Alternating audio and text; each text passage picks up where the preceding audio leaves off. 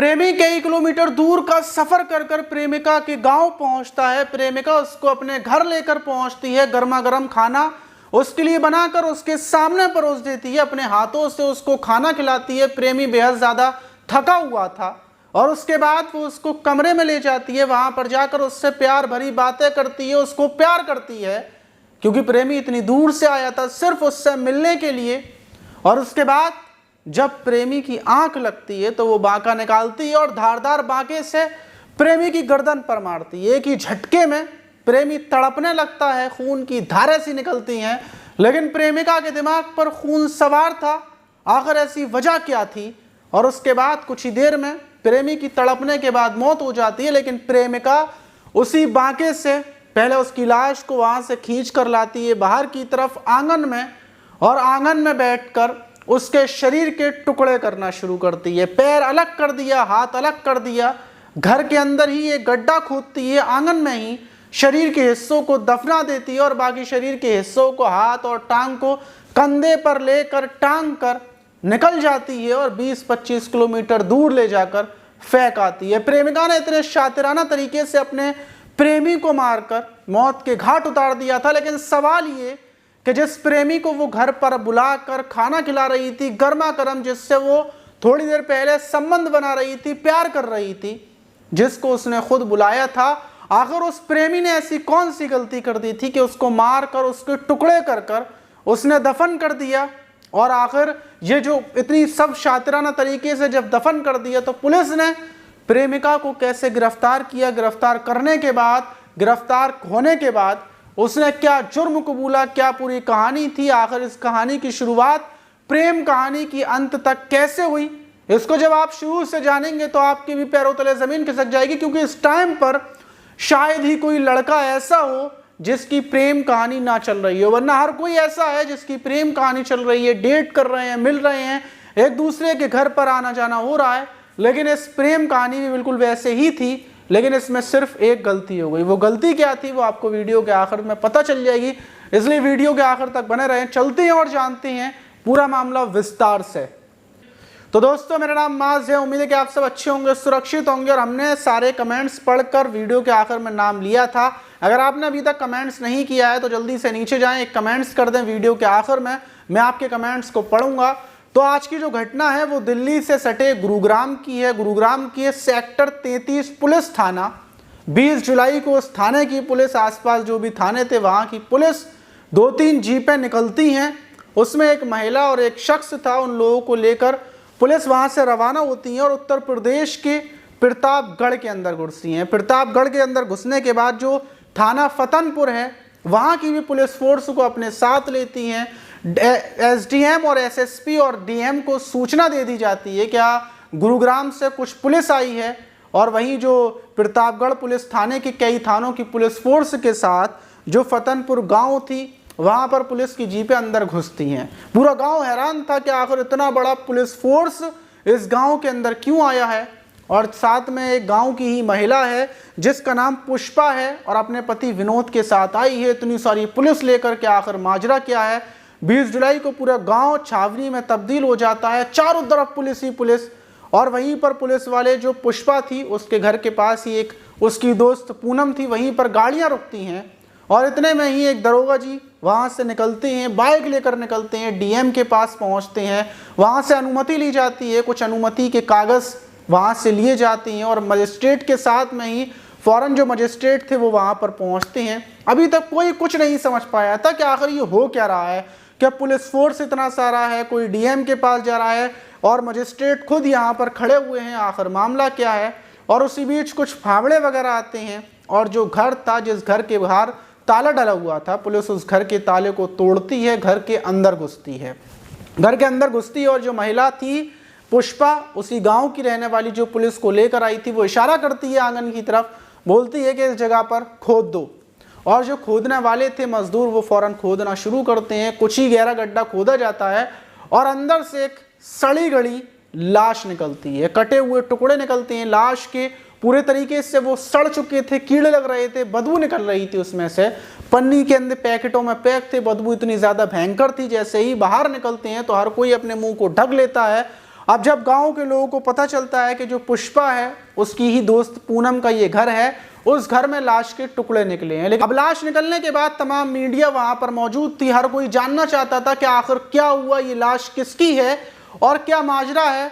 तो जो गुड़गांव पुलिस थी वो इस पूरे घटना का खुलासा करती है और बताती है कि बिहार के सीतागढ़ का रहने वाला शिवनाथ, जिसकी उम्र लगभग 33 साल थी, वो गुड़गांव में ही एक फैक्ट्री में काम करता था, जॉब करता था। और ये जो पुष्पा है जो प्रतापगढ़ की रहने वाली है, वो भी गुड़गांव में अपने पति विनोद के साथ जॉब करती थी और वहीं पर दोनों की प्रेम कहानी हो गई थी। प्रेम कहानी दोनों की चल रही थी, लेकिन बीते 8 जून को ये जो शिवनाथ था बिहार का रहने वाला, अचानक से ये गायब हो जाता है। गायब होने के बाद इसके फ़ोन पर कॉल की जाती है, परिवार के लोग इसको ढूंढते हैं लेकिन ये मिलता नहीं है। और बिहार से इसके परिवार के लोग गुड़गांव में पहुंचते हैं जहां पर ये जॉब करता था और गुड़गांव के सेक्टर 33 में ही इसकी गुमशुदगी की रिपोर्ट दर्ज करवाई जाती है। गुड़गांव पुलिस इसके नंबर को ट्रेस करती है, पता करती है कि आखिरी बार किससे बातचीत हुई थी, क्या हुआ था। तो पता चलता है कि 9 जून को जो ये पुष्पा है जो इसके साथ जॉब करती थी, इससे कॉल पर बातचीत हुई थी। पुष्पा प्रतापगढ़ में थी और जो ये शिवनाथ था, शिवनाथ भी 9 जून को प्रतापगढ़ में पहुंचा था। मतलब दोनों की लोकेशन सेम थी। मतलब ये कि पुष्पा के पास, अपनी प्रेमिका के पास ये पहुंचा था और उसके बाद फ़ोन बंद हो गया।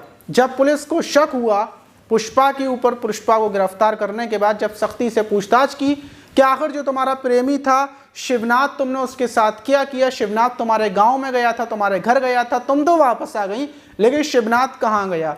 पुलिस ने जब सख्ती से पूछताछ की तो वो बताती है कि प्रेम कहानी यहाँ पर जो कंपनी है जहाँ पर वो जॉब करती थी बिल्कुल ठीक ठाक चल रही थी और शिवनाथ उसको हर महीने अपनी सैलरी में से आधे पैसे देता था, उसके साथ संबंध बनाता था क्योंकि वो शादीशुदा भी है तो वो उसे कोई दिक्कत नहीं थी। लेकिन कुछ टाइम पहले ही उसके पति को पता चल गई, विनोद को। विनोद ने उससे बोला कि अवैध संबंध ख़त्म कर दे।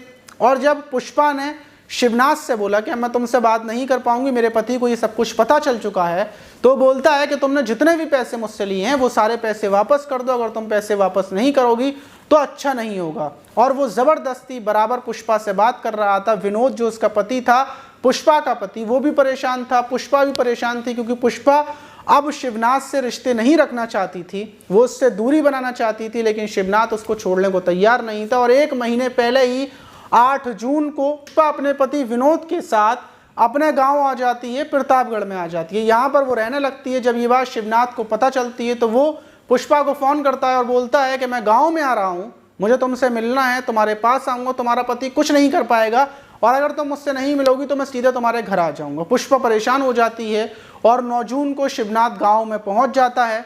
पुष्पा परेशान होकर सीधी भागी अपने ही पड़ोस में रहने वाली अपनी दोस्त के पास पहुंचती है, पूनम के पास। पूनम को ये बात बताती है कि ऐसे ऐसे मेरे प्रेमी है, वो गांव में आ रहा है, उसको रखने की कोई जगह नहीं है और मैं उससे बड़ी परेशान हूँ। और ये बात पूनम को बताती है। वहीं पर जो पूनम का पति था चिंतामणि, वो भी खड़ा हुआ सुन रहा था। वो बोलता है कि कोई दिक्कत नहीं है, तुम अपने प्रेमी को हमारे घर पर ठहरवा देना, हम उसको रख लेंगे, कोई परेशानी वाली बात नहीं है। फ़ौरन ये बात सुनकर जो पुष्पा थी वो शिवनाथ को पूनम के घर ले आती है। वहीं पर लाने के बाद उसको खाना वाना परोसती है, खाना लाकर देती है, खाना खिलाती है और फिर वो अपने पति विनोद को बताती है। विनोद से बोलती है कि ऐसे ऐसे शिवनाथ आ गया है, ज़बरदस्ती आया है, अगर मैं उसको नहीं बुलाती तो गांव में वो नाटक कर देता, फजीता कर देता, हम लोगों की तमाम बदनामी होती। तो विनोद बोलता है कि उसको वापस ही क्यों जाने दे रही हो, किसी को नहीं पता, उसको मार देते हैं, ख़त्म कर देते हैं। बार बार की फिल्म से बढ़िया है, बार बार की फजीतों से बढ़िया है कि एक बार में ही इसको किस्सा ख़त्म कर देते हैं। ये बात फ़ौरन जाकर पुष्पा पूनम को बताती है, उसके पति को बताती है, बोलती है कि तुम लोग मुझे साथ दे दो क्योंकि ये शिवनाथ मुझे परेशान करता रहेगा, ज़िंदगी भर परेशान करेगा, इसने मेरा घर देखा है, ये अपने पैसे मांगेगा और उसके बाद भी ये मुझे ब्लैकमेल करेगा, तो मैं चाहती हूँ तुम लोग मेरा साथ दो। पूनम बोलती है कि बिल्कुल हम तुम्हारा साथ देंगे, लेकिन हत्या तुम्हें ही करनी पड़ेगी। पुष्पा बोलती है कि ठीक है, कोई दिक्कत नहीं है। और 10 जून की रात पुष्पा शिवनाथ को खाना खिलाती है। खाना खिलाने के बाद उसको रूम में ले जाती है, उससे प्यार भरी बातें करती है और जब ज़्यादा रात हो जाती है, उसको लगता है कि शिवनाथ सो जाएगा, तो पहले उसको प्यार करती है, उसके साथ संबंध बनाती है। और जब शिवनाथ सो जाता है तो जो वो बांका लेकर गई थी उस बांके को निकालती है और निशाना बिल्कुल फिक्स रखती है कि ज़रा सा भी इधर उधर ना हो और पूरी ताकत से बांके को शिवनाथ के गले पर मार देती है। कुछ ही देर में शिवनाथ की जान निकल जाती है। फिर अपने पति विनोद को बताती है कि मैंने शिवनाथ को ख़त्म कर दिया है। पूनम और उसके पति चिंतामणि को बताती है और सब मिलकर फिर लाश को बाहर की तरफ ले आते हैं। पूनम बराबर, क्योंकि उसको टुकड़े करने थे, छिपाना था, उसी ने कत्ल किया था, बराबर बागे से अपने प्रेमी के वो टुकड़े कर रही थी। कभी उसका पति साथ देता, उसकी सहेली का पति था वो साथ देता, और ऐसे ही कर कर ये शरीर के कई टुकड़े कर देते हैं। उन टुकड़ों को फौरन जो पुष्पा का पति था वो गड्ढा खोदता है आंगन में ही। वो बोलती है कि अगर मैं अपने घर पर दफनाऊंगी तो हो सकता है पुलिस आए हमें पकड़ ले, तो इसलिए यहीं पर दफनाते हैं। और कई टुकड़ों को वहीं पर जो आंगन था उसमें दफना देती है और कई टुकड़े ले जाकर बोरी में रखती है और अपने पति के साथ कंधे पर टांग कर निकलती है, क्योंकि उसके ऊपर तो कोई शक नहीं करेगा, महिला है। तो लगभग 20 से 25 किलोमीटर दूर जाकर बाइक से जाकर उन टुकड़ों को जाकर फेंक आती है। ये पूरी घटना थी और ये घटना उसने बताई थी। उसके बाद पुलिस यहाँ पर गांव में आई थी, शव के टुकड़े निकाल लिए थे। जिस जगह पर पुष्पा ने टुकड़े फेंके थे वहाँ पर भी पुलिस पहुँचती, लेकिन वहाँ पर कोई टुकड़े नहीं मिलते, क्योंकि काफ़ी जंगलों में ले जाकर उन टुकड़ों को फेंका था। पुलिस ने पुष्पा और विनोद को उठाकर जेल भेज दिया है। बाकी पुलिस छानबीन कर रही है। वहीं जो शिवनाथ के परिवार वाले हैं उनको सूचना दे दी गई, पूरा परिवार वहां पर गांव में पहुंच गया। अभी पुलिस 2 लोगों को और ढूंढ रही है, पूनम और चिंतामणि को। इन लोगों को भी गिरफ्तार किया जाएगा। लेकिन आप सोच सकते हैं कि कितनी हैरान करने वाली बात है कि शादी के बाद एक महिला ने संबंध बनाए और संबंध एक जवान लड़के से थे और उस जवान लड़के से सिर्फ थोड़े से पैसे के लिए संबंध बनाए, और जब उसने पैसे मांगे, पैसे वापस चाहे, अवैध संबंध ख़त्म करना चाहे, तो फिर बदले में उसने पैसे ना देने की वजह से इतनी बड़ी कांड कर दिया। तो इस घटना से आपको ये सीखने को मिलता है कि सबसे पहली बात कि आप किसी भी शादीशुदा महिला से ना बनाए संबंध, और अगर आप शादीशुदा हैं तो आप किसी भी लड़के से, किसी से भी संबंध ना बनाए, प्रेम कहानी ना बनाए, वरना अगर आप बनाएंगे तो इसमें ऐसा ही क्राइम हो सकता है। आप सोच कर देखिए, गाँव की महिला, दूसरा गांव का युवक, जो युवक है वो पैसे कमाकर अपने परिवार का पालन पोषण कर रहा था, लेकिन उसके बेटे को छीन लिया पुष्पा ने सिर्फ थोड़े से अपने पैसे और अवैध संबंध और बेइज्जती की वजह से। तो आप समझ सकते हैं कि कभी भी किसी के साथ भी कुछ हो सकता है। तो इसीलिए सावधान और सतर्क रहने की बहुत ज़्यादा ज़रूरत है। और आप देखते हैं कि इससे पहले वाली वीडियोज़ में किन किन लोगों ने कमेंट्स किए हैं, क्योंकि कमेंट्स भर भर कर आ रहे हैं, तो मैं हर वीडियो में कमेंट्स को पढ़ रहा हूं। और अगर आप चाहते हैं कि मैं आपके भी कमेंट्स को पढूं तो जल्दी से नीचे जाएं और कमेंट्स कर दें। और फिर देखिए, डायरेक्टली मैं ये कमेंट्स पढ़ रहा हूं, जो सबसे ऊपर कमेंट होगा। ये बोल रहे हैं, माज भाई नमस्कार। माज भाई, आपने मेरा नाम गलत लिया है, महादेव नहीं है मेरा नाम है महेंद्र वर्मा। लव यू बिरोश। तो मैंने वो देख नहीं पाया हूँ, क्योंकि आपका नाम जो जीमेल वाली आईडी पर लगा है तो उस पर मैं देख नहीं पाऊंगा, इसलिए। तो महेंद्र वर्मा जी, अब तो मैंने आपका नाम ठीक लिया है। और आप लोग कमेंट करते हैं, बड़ा अच्छा लगता है, और इसीलिए फिर मैं आपके कमेंट्स को पढ़ता भी हूँ। कमेंट्स पढ़ने में ज़्यादा अच्छा लगता है, तो इसलिए बराबर कमेंट्स करते रहें। नरगिस शान व्लॉग बोल रही है, मैं काफ़ी टाइम से आपकी सब्सक्राइबर हूँ, लेकिन आपने अभी तक मेरा नाम नहीं लिया है। तो नरगिस शान व्लॉगर्स, अब मैंने आपका नाम ले दिया है, इसमें गुस्सा होने वाली कोई बात नहीं है। और ये बोल रहे हैं, स्माइलिंग व्यवहार फ्रॉम बंगाल जी, अच्छा। विनोद राजक बोल रहे हैं, हेलो माज भाई, मैं आसाम से हूँ। तो विनोद भाई, आसाम में किस जगह से हैं? क्योंकि आसाम हमारा मन हो रहा है घूमने आने के लिए। अगर हम आसाम घूमने आएंगे तो आप घुमाएंगे या नहीं घुमाएंगे? अगली वीडियो में आपको कमेंट्स कर कर बताना है, फिर मैं आने का प्लान करूँ या नहीं करूँ, बताइएगा। और वैसे जितने भी लोग वीडियोज़ देख रहे हैं, आप किस किस जगह से हैं नीचे कमेंट्स में कीजिए। और फिर जो ज़्यादा अच्छी जगह से, वो मतलब मेरा मन है जिस जगह पर घूमने का, अगर आप कोई वहाँ से हुआ तो मैं ज़रूर आऊँगा वहाँ पर। तो जल्दी से जाकर कमेंट कर दें। वर्ल्ड ब्लॉगर बोल रही हैं, आप पहले ऐसे यूट्यूबर हो कि जो आप सबके कमेंट्स पढ़ते हो, अच्छा लगता है और आपकी वीडियो देखने में, और जब आप कमेंट पढ़ते हो तो और ज़्यादा इंटरेस्ट लगता है। वीडियो कहानी के लिए क्या लिखूं? धन्यवाद।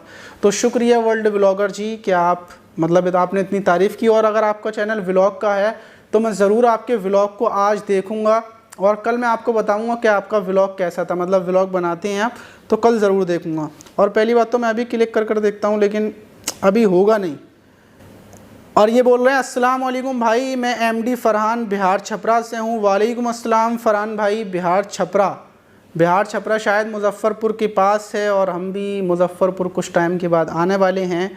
और ये बोल रहे हैं, डायनामो भाई, मैं अपना नाम चेंज करना चाहता हूँ लेकिन होता नहीं है। कभी मुंबई घूमने आओ तो हमसे ज़रूर मिलना भाई, मैं आपको देखना चाहता हूँ। तो डायनामो भाई, मतलब ऋतिक सेठ भाई, आप किस जगह से हैं? मुंबई से, क्योंकि हमारा एक दोस्त है वो मुंबई में ही रहता है, वो भी मुझसे बराबर बोल रहा है कि चलिए घूमने चलते हैं। अब मेरा मन है मतलब किसी जगह पर घूमने जाने के लिए। आप लोग बोलेंगे मतलब मैं हर जगह घूमने जा रहा हूँ, मन मेरा काफ़ी सारी जगह घूमने का है, लेकिन कहाँ पर जाऊँ कन्फ्यूज़न है। अगर आपके पास कोई अच्छी सी जगह हो, जैसे कोई मतलब जंगल वाला जहाँ पर घूम सकते हों, तो आप लोग कमेंट बॉक्स में बताइएगा, फिर मैं उसी जगह पर जाऊंगा। या फिर आप किसी अच्छी जगह से रहते हो तो बताइएगा। शान आलम भाई बोल रहे हैं, अस्सलाम वालेकुम माज भाई, मैं रामपुर के पास बैजना गांव में रहता हूं और वहीं पर कटिंग का काम करता हूं, मतलब सलून है। तो भाई मेरे भी आप जो शान आलम भाई मेरे आप बाल काट दें, मैं आपकी शॉप पर आ जाऊँगा, आपके सलून पर आ जाऊँ। बताओ किस दिन आऊँ, टाइम वगैरह आप बता देना, तभी आ जाऊँगा मैं। ज़ोरा सैयद बोल रही हैं, अस्सलाम वालेकुम माज भाई, from Pune, I am house wife. मैं आपके सारे वीडियोस देखती हूँ, बहुत अच्छा लगता है, सीखने को मिलता है आपके वीडियोस से और बहुत अच्छी रहती हैं आपकी सारी वीडियोस। मेरे भाईजान का नाम मुआज है। अच्छा, मुआज नाम है उनका, मेरा नाम वैसे माज है, उनका मुआज। वैसे मुआज भी नाम होता है, दोनों ही होते हैं। बहुत सारे लोग मुझसे मुआज बोलते हैं, बहुत सारे लोग माज बोलते हैं, और कुछ लोगों ने मूवी देख ली है मास, तो वो मुझसे माज भी बोल देते हैं। दीपक यादव, तहसील खुरई, सागर, मध्य प्रदेश से आपकी वीडियो सुनता हूं, बहुत अच्छी लगती हैं। शुक्रिया दीपक भाई कि आपको हमारी वीडियोस अच्छी लगती हैं। हेलो माज भाई, आज मेरा नाम नहीं लिया, आपका हेयर स्टाइल काफ़ी अच्छा है। आई एम फ्रॉम बिहार, सपौल ज़िला से हूँ। ये कौन सा है? सुपूल ज़िला से। अच्छा, अंजलि राज बोल रही हैं, थैंक्स सर, फ्रॉम अंजलि राज, नैनीताल। तो फिलहाल ये वो कमेंट्स थे जो इससे पहले वाली वीडियोस में आप लोगों ने किए थे।